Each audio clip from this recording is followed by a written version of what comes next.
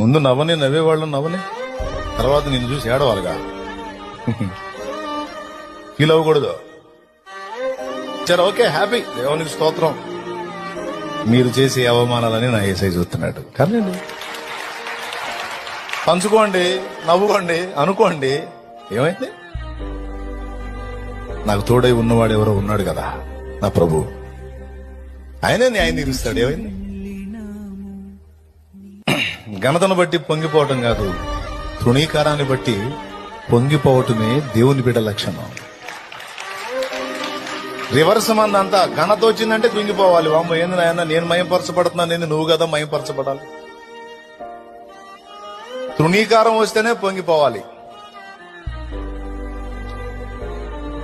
ఎందుకంటే తృణీకారం వచ్చింది అంటే దేవుని దగ్గర నుండి సన్మానం లభించింది.